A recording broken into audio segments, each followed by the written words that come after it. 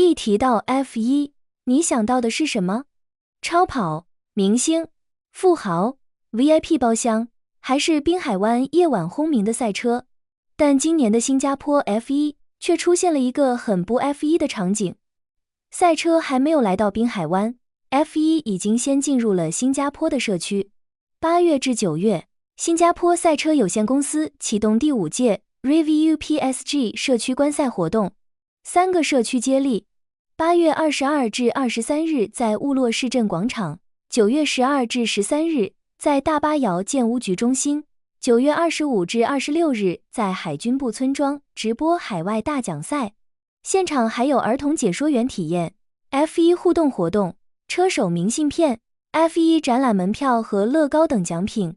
雾洛还限量推出1000张社区优惠价新加坡 F1 门票，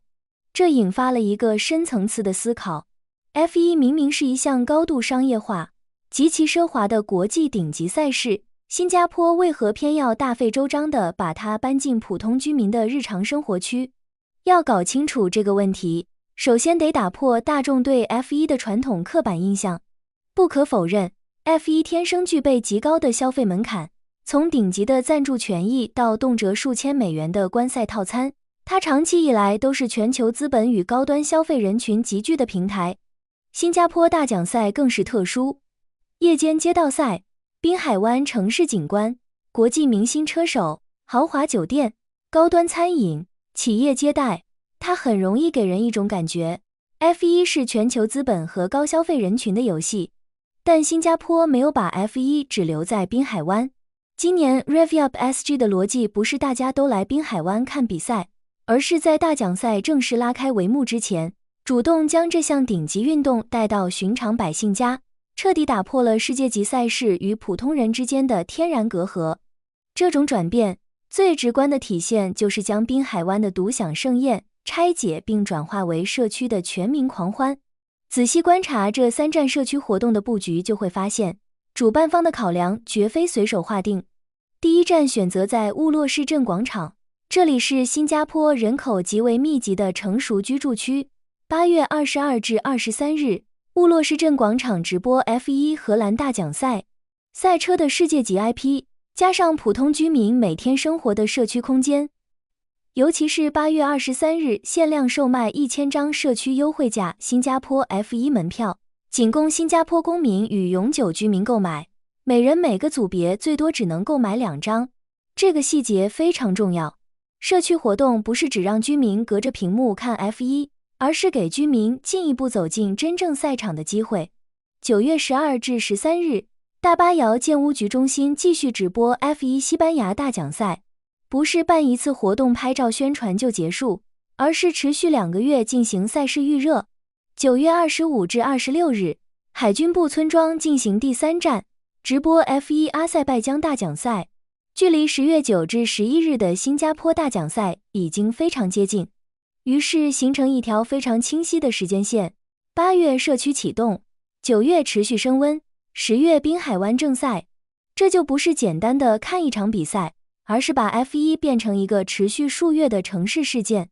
如果只是为了宣传 F1， 为什么不直接在乌节路、滨海湾或者大型商场举办？答案恰恰在于这些社区地点本身。雾洛、大巴窑、海军部都不是传统意义上的国际旅游地标，它们代表的是新加坡普通人的日常生活空间。居民下楼可以买东西、吃饭、休闲、参加社区活动。于是 F1 进入这些空间之后，发生了一种转换。原来的 F1 国际赛事到滨海湾，到旅游者，到高消费人群。现在的 F1 国际赛事到社区，到居民，到家庭，到儿童，到普通消费者。这背后体现的是一种非常典型的新加坡城市运营方式，不是要求所有人都进入国际赛事的核心场景，而是把国际资源主动带到居民身边。在整个活动设计中，最能体现这种设计巧思的细节，莫过于让孩子们体验儿童解说员。为什么这个细节值得讲？因为如果只是直播比赛，那么居民只是观众，但儿童解说员让孩子变成参与者。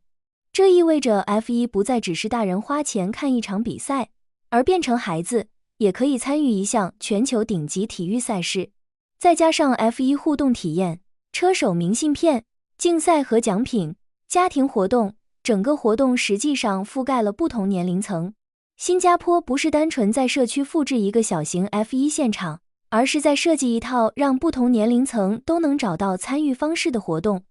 过去我们理解国际化，往往是国际赛事到国际游客到高端酒店到商业中心，但新加坡正在做另一件事，国际赛事到社区到普通居民。这其实非常符合新加坡的城市特点，因为新加坡最大的优势之一就是国家小，城市集中，公共空间高度组织化，所以一个国际级赛事产生的 IP 资源可以比较快速地被重新包装成社区活动、家庭活动、儿童活动、商业活动和城市宣传活动，最终形成一个非常完整的链条。国际赛事 IP 到城市，品牌到社区，参与到居民体验，到消费，到旅游关注。一场 F1 真正的价值从来不只是比赛当天卖掉多少张票。对于新加坡来说， F1 至少有几个层面的价值。第一是旅游价值，国际游客因为 F1 来到新加坡。第二是酒店餐饮价值，游客停留时间带来酒店、餐饮、购物等消费。第三是城市品牌价值，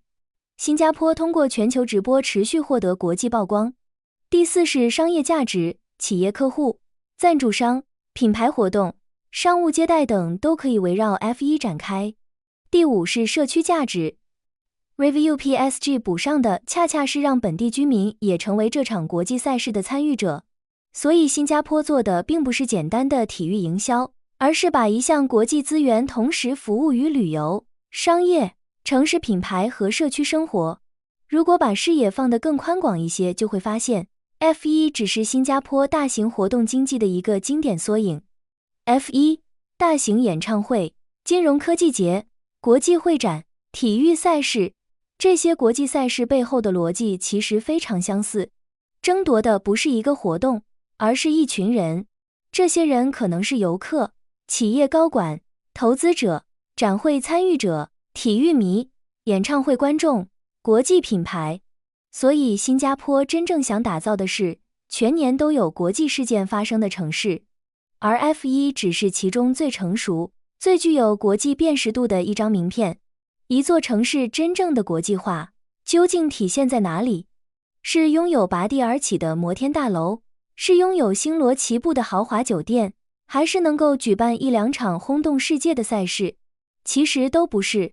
真正的国际化是，当全球顶级资源来到这个城市之后，普通居民也能够参与其中。这就是为什么今年 RevUPSG 值得关注。它让我们看到 F1 可以属于滨海湾，但也可以属于雾洛、大巴窑、海军部，可以属于赛车迷，也可以属于第一次接触 F1 的孩子。所以新加坡真正厉害的地方并不是把 F1 带到滨海湾，而是他知道如何让一项全球顶级赛事从滨海湾的赛道继续向外扩散，从游客到企业，从酒店到商圈，再从滨海湾到雾洛、大巴窑和海军部。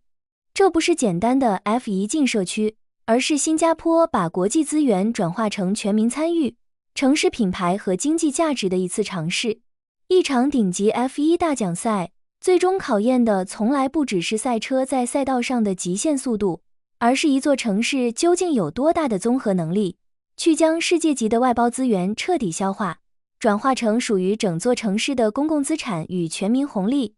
如果有一天，你所在的城市也把一项世界顶级赛事搬到你楼下的社区广场，你最希望是什么赛事？欢迎在评论区聊聊你的看法。